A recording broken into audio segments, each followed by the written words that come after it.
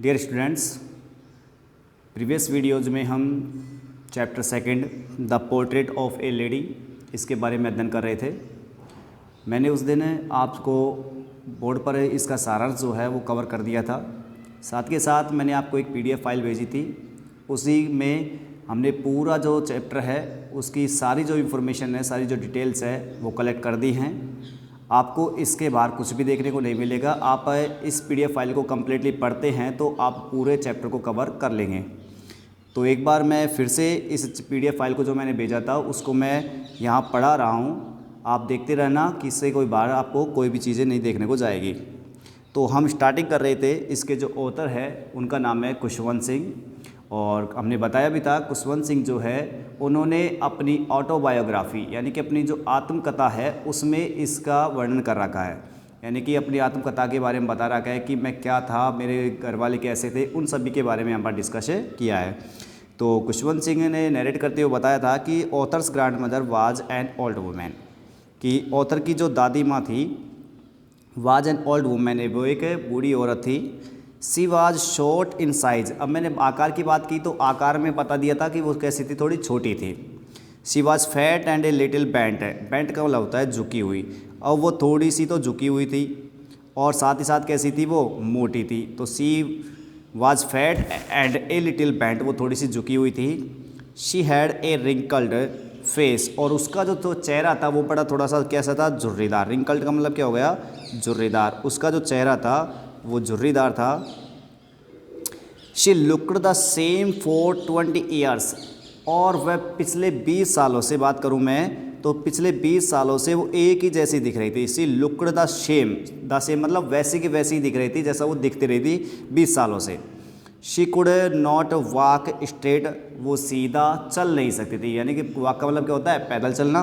तो वो सीधा पैदल नहीं चल सकती थी। She walked with one hand on her waist, वह चलती तो थी लेकिन कैसे, विद वन हैंड, उसका जो एक हाथ होता ऑन हर वेस्ट, वेस्ट का मतलब क्या होता है, कमर। उसका जो एक हाथ होता था वो किस पर था, कमर पर। यानी कि अपने कमर के सहारे कमर पर हाथ रखते हुए, और इस प्रकार से वो चला करती थी।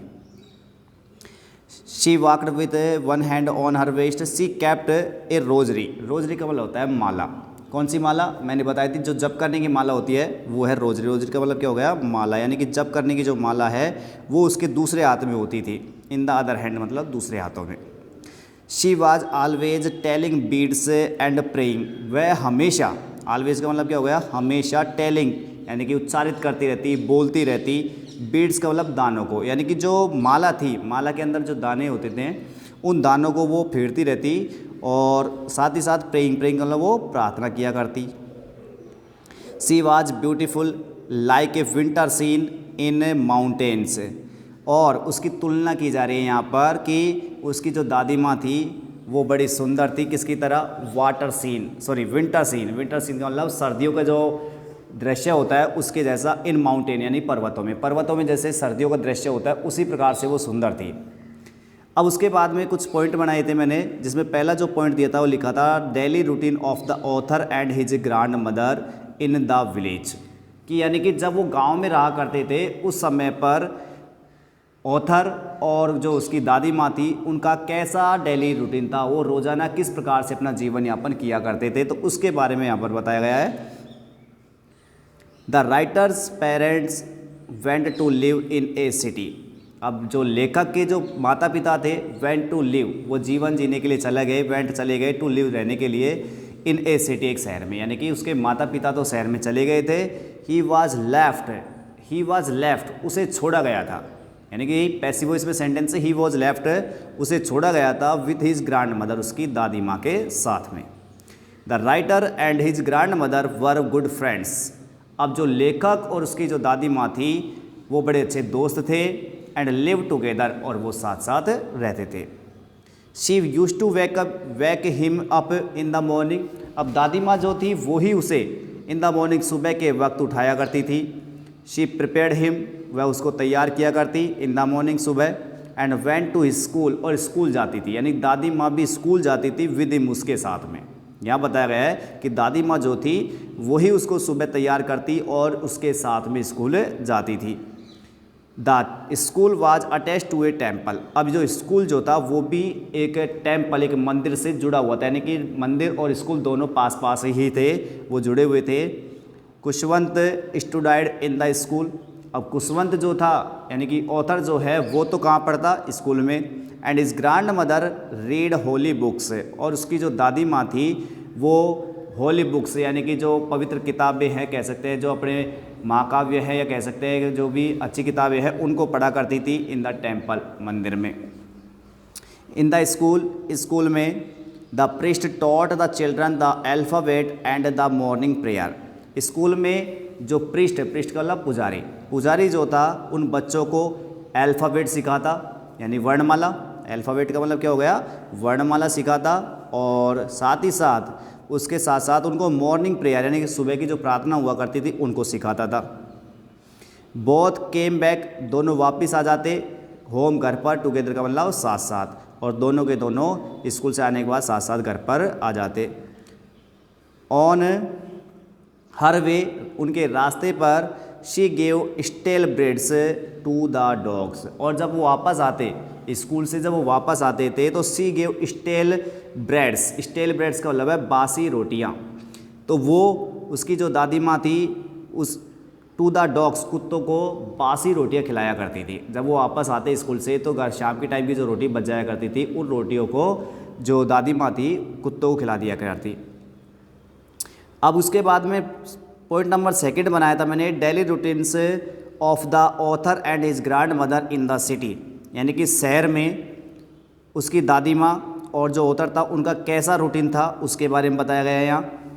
तो शहर में कैसा रूटीन था, when his parents had settle in the city, जब उसके माता पिता शहर में सेटल हो गए थे, यानी कि पहले तो वो काम की तलाश में गए थे वहाँ पर, अब माता पिता जो थे वहाँ पर सेटल हो गए थे।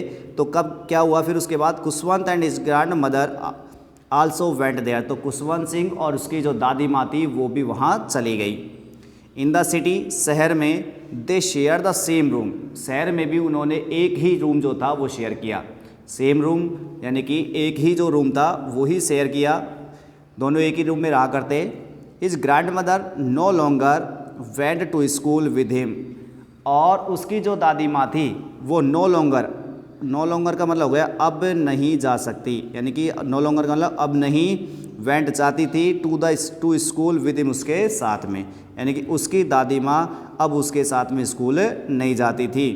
The writer went to an school English school in a motor bus, अब जो लेखक जो था वेंट जाता था टू एन इंग्लिश स्कूल, एक अंग्रेजी स्कूल में, इन ए मोटर बस, एक मोटर बस में। The grandmother and the writer saw less of each, the grandmother and the writer, जो दादी माँ जो थी और जो लेखक थे, सा वो देखते थे, लेस बहुत ही कम, ऑफ ईच अदर नाउ, यानी कि ईच अदर का मतलब एक दूसरे को, और नाउ का मतलब अब, यानी कि दादी माँ और जो लेखक जो थे वो अब एक दूसरे को बहुत ही कम देखते थे। It was a turning point in their friendship, और यह उनकी दोस्ती में क्या था, एक टर्निंग पॉइंट यानी कि बदलाव था। शी डिड नॉट लाइक, वो पसंद नहीं किया करती थी, what was taught in the school, what was taught जो पढ़ाया जाता था, इन द स्कूल स्कूल में, यानी कि लेखक को जो कुछ भी स्कूल में पढ़ाया जाता था उसे दादी माँ बिल्कुल भी पसंद नहीं करती थी। इन द स्कूल, स्कूल में, English and science were taught, English और जो साइंस थी वो पढ़ाई जाती थी, बट लेकिन सी हेटेड इंग्लिश एंड साइंस, लेकिन दादी माँ जो थी वो इंग्लिश और साइंस से नफरत किया करती थी, उसको अच्छा नहीं लगता था। सी फेल सैड, वह बिल्कुल थोड़ी सी नाराज़ थी, दैट कि देयर वाज नो टीचिंग, वहाँ पर कोई भी शिक्षण नहीं था, अबाउट गॉड, किसके बारे में, या तो भगवान के बारे में, and the scriptures at the new school, यानी कि स्क्रिप्चर्स का मतलब क्या हो गया, पौराणिक जो ग्रंथ है यानी कि जो अपने धर्मशास्त्र है उनके बारे में कोई शिक्षा नहीं दी जाती थी, इस बात से उनको नाराज़गी थी। एट द न्यू स्कूल, नई स्कूल में। बिसाइड्स दिस, और इसके अतिरिक्त, बिसाइड्स का मतलब क्या हो गया, इसके अतिरिक्त द वाज लर्निंग, सॉरी यहाँ द नहीं आएगा, यहाँ आएगा ही वाज लर्निंग, ये गोला कर लिया अपन ने, ये क्या है, he was learning. Besides this, इसके अतिरिक्त ही वाज लर्निंग, वह सीख रहा था, क्या सीख रहा था, म्यूजिक, यानी कि संगीत सीख रहा था वहाँ पर। इसको सही कर लेना, ताकि से क्या आएगा, ही वाज लर्निंग म्यूजिक, वह म्यूजिक सीख रहा था एट स्कूल, स्कूल में।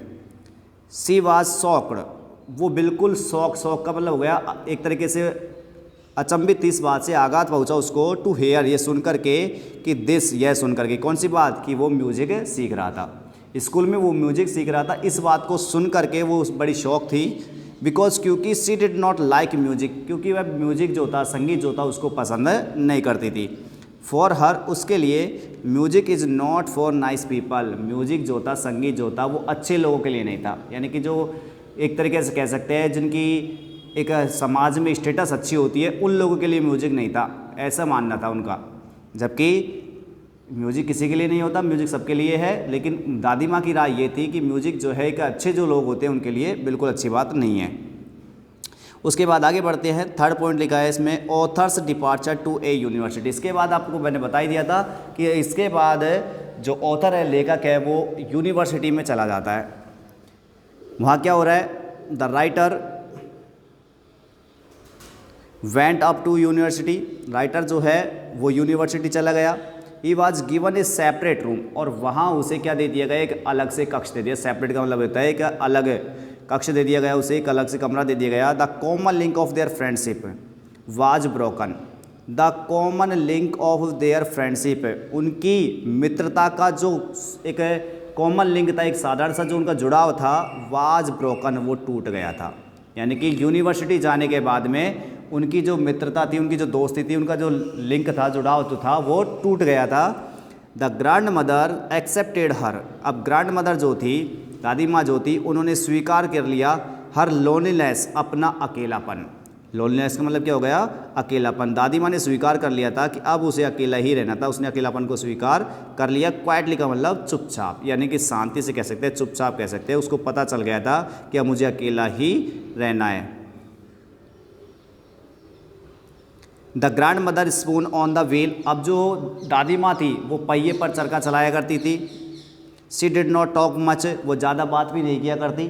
सी डिड नॉट टॉक मच, वो ज़्यादा बात नहीं किया करती। इन द आफ्टरनून, और दोपहर में क्या करती वो, in the afternoon C gave pieces of bread, pieces of bread यानी कि रोटी के टुकड़े वो दिया करती टू स्पैरो, चिड़ियाओं को। स्पैरो का मतलब क्या हो गया, चिड़िया। तो चिड़ियाओं को वो रोटी के टुकड़े दिया करती। The sparrows grew very friendly with her, अब इसके बाद क्या होता है, जो चिड़ियाँ थी वहाँ पर, जो चिड़िया चुगने के लिए आया करती थी रोटी के टुकड़ों को, तो वो जो चिड़िया थी, वो चिड़ियाएँ उसके साथ में बहुत ज़्यादा क्या हो गई, फ्रेंडली मतलब दोस्ताना बन गई थी। उसके बाद point number 4, author's decision to go abroad, लेखक ने अब्रॉड यानी कि विदेश जाने का निश्चय कर लिया था। अब्रॉड का मतलब क्या हो गया, विदेश। तो लेखक का जब विदेश जाने का निश्चय हुआ, तब देखते हैं क्या कुछ होता है। The writer decided to go abroad, जो लेखक जो था उसने अब्रॉड यानी विदेश जाने का निश्चय कर लिया। फॉर हायर स्टडीज़, उच्च अध्ययन के लिए, यानी कि अपना आगे की जो पढ़ाई है उसके लिए उसने विदेश जाने का निश्चय कर लिया। The grand mother was not upset, अब जो दादी माँ जो थी वो बिल्कुल भी अपसेट नहीं थी। अपसेट का मतलब कह सकते हैं व्याकुल नहीं थी इस बात से, क्योंकि उसे पता था अब तो वैसे भी दूर जा रहा है वो।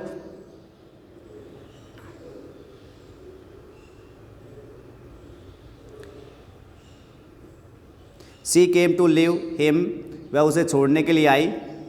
सी केम, वह आई टू लीव हिम, उसे छोड़ने के लिए। At the railway station, railway station पर। She did not show any emotion, तो उसने वहाँ पर कोई भी इमोशन, कोई भी भावनाएं जो थी वो नहीं दिखाई।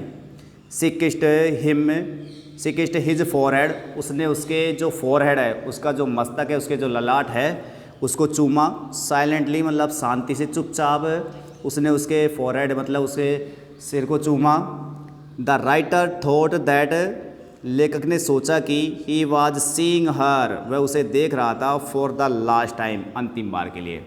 लेखक ने उस समय सोचा कि शायद अगली बार जब मैं यहाँ आऊँ तो मेरी दादी माँ जीवित ना बचे, तो वह उसने सोचा कि मैं शायद इसको अंतिम बार देख रहा था। ही रिटर्न आफ्टर 5 years, उसके बाद में 5 साल बाद लेखक वापस से आया। She was there at the station to receive him, लेकिन दादी माँ जो थी वो उसे रिसीव करने के लिए स्टेशन पर आई थी। सी वॉज नॉट चेंज्ड, वो बिल्कुल भी नहीं बदली थी। There was no change in her daily routine, और उनके रोज़ाना के जीवन में कोई भी चेंजमेंट नहीं था।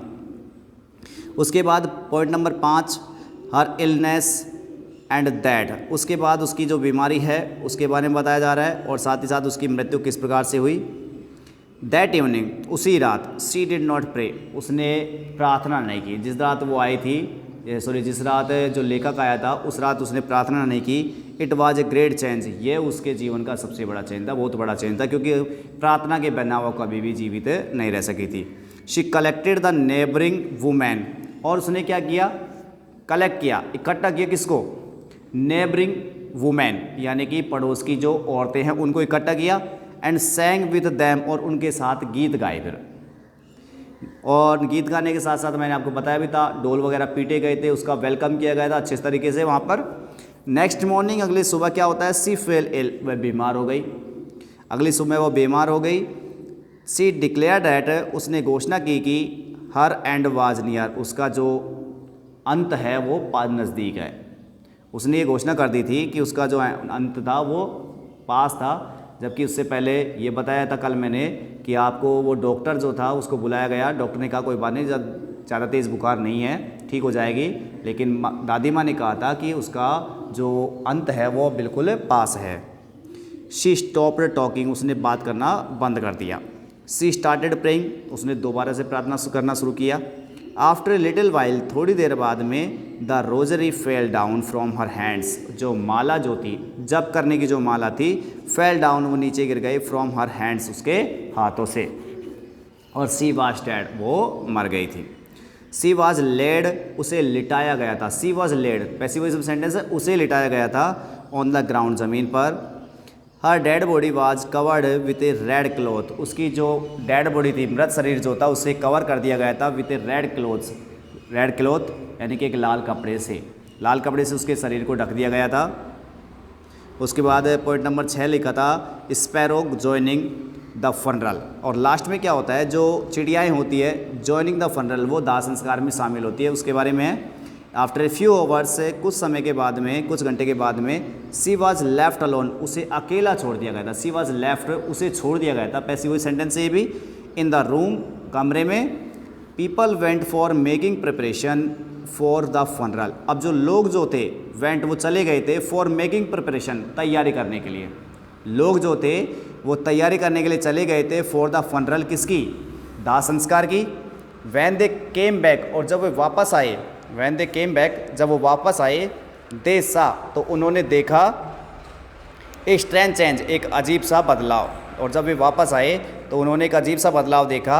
सी वॉज सराउंडेड बाई स्पैरोज, अब जो दादी माँ जो थी वो सराउंडेड यानी घिरी हुई थी, पैसिव सेंटेंस है, सी वॉज सराउंडेड, वो घिरी हुई थी, बाई स्पैरोज, किससे, चिड़ियाओं से। दे वर ऑल साइलेंट, और वे जो चिड़ियाएँ थी वो भी सारी की सारी बिल्कुल शांत थी।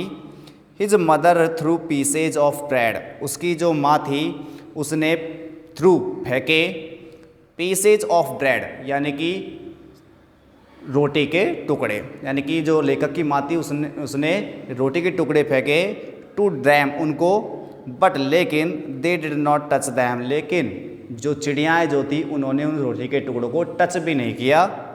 वैन द ग्रांड मदर से अपोस्ट्रोफ लगा हुआ है कि जब दादी माँ का जो डेड बॉडी थी, उसका जो मृत शरीर था, वाज कैरिड ऑफ, उसे ले जाया गया था। Was carried of passive sentence है, जब दादी माँ के शव को ले जाया गया था। द स्पैरो, जो चिड़ियाएँ जो थी, टू फ्ली अवे, वो भी उड़ गई थी। और इसी प्रकार से ये जो हमारा चैप्टर था वो क्लोज हुआ था। इसके क्वेश्चन आंसर आप अपने देख सकते हो अपनी किताब में से। अगर कोई क्वेश्चन आंसर में आपको प्रॉब्लम होती है तो आप मुझे अवगत करा सकते हो। Thank you students.